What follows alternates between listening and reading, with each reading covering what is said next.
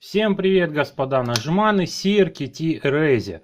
Дизайна Longmat. Довольно немолодой нож, уже, к сожалению, снятый компанией с производства, но тем не менее не теряющий привлекательности, по той причине, что в этой модели компания соединила такие редко встречающиеся друг с другом качества, как уникальный дизайн, неплохие материалы, отличную сборку и обработку и вменяемую стоимость до $100, при этом сделав никак не полочник, а вполне себе рабочий нож. Но при выборе этого ножа надо быть не только поклонником всех вышеперечисленных качеств, но и почитателем больших ножей с немаленьким весом. 180 грамм, таково его вес при общей длине 224 мм и длине клинка 100 мм.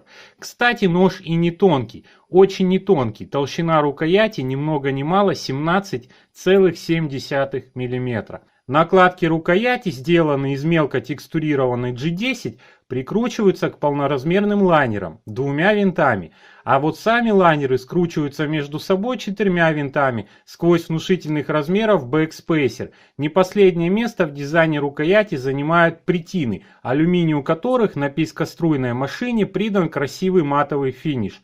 Все хорошо подогнано и плотно привинчено друг к другу, да и в целом качество сборки этого ножа очень хорошее.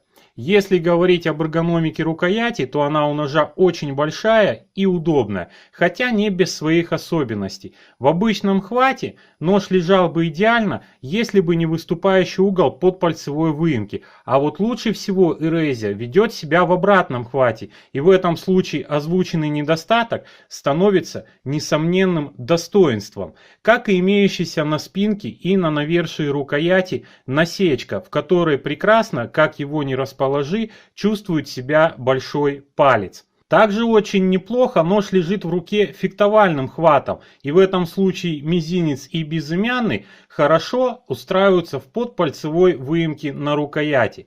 В продолжении разговора об эргономике стоит упомянуть, что нож оснащен фирменной системой защиты от случайной разблокировки лайнера, которая работает довольно просто.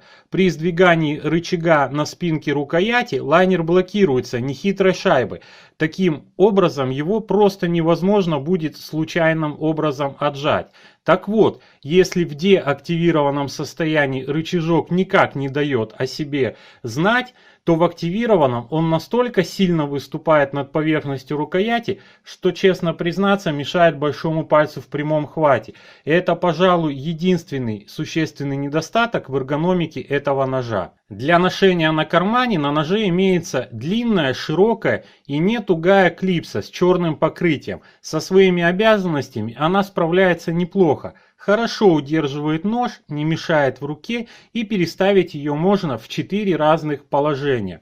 Нож довольно легко вешается на карман и снимается с него, при этом надежно держится. Вышесказанные слова о хорошей сборке и подгонке подтверждает как стоящий по центру клинок, так и отсутствие люфтов у оного в открытом положении. При этом надо отметить, что у ножа очень хороший флип. Да, он не пушечный, можно сказать размеренный и неторопливый, но нож без проблем открывается из любого положения. Такое скольжение между тем обеспечено шайбами, правда их несколько, по 2 с каждой стороны. К лайнеру прилегают бронзовые, а к клинку фторопластовые шайбы. И те, и другие очень и очень тонкие. Стоит учесть, многие, кстати, принимают это за достоинство, при хорошо реализованном флипе этот нож нельзя открыть взмахом, даже очень сильным. Клинок крепко держит шарик лайнера. И если хорошо прислушаться, в том числе к своим ощущениям, то при открытии этого ножа можно услышать и почувствовать 2 щелчка. Первый — выход лайнера шарика из своего места на клинке, а второй — непосредственно фиксация клинка. Клинок фиксируется лайнером в данном экземпляре, заходящим на середину пяты. Стоит, правда, учесть, что нож этот не новый, не очень активно используется в течение последнего полугода. Многим лайнер может показаться тонковатым для этого ножа, хотя его толщины вполне хватает для надежной фиксации клинка. Ну и не забываем про систему принудительной блокировки.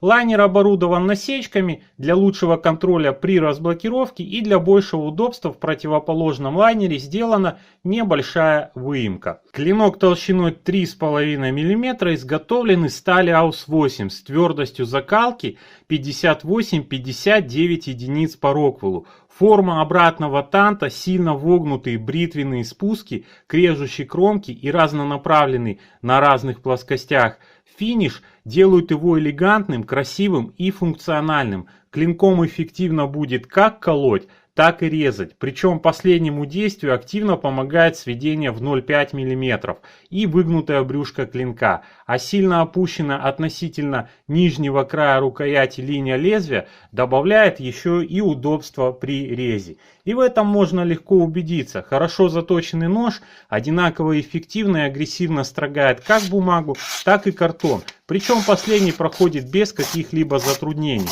несмотря на изрядную толщину клинка. В заключении хочется сказать, нож действительно получился интересным и, на мой взгляд, удачным. И очень жаль, что CRKT сняла его с производства. Пока его еще можно найти по адекватным ценам.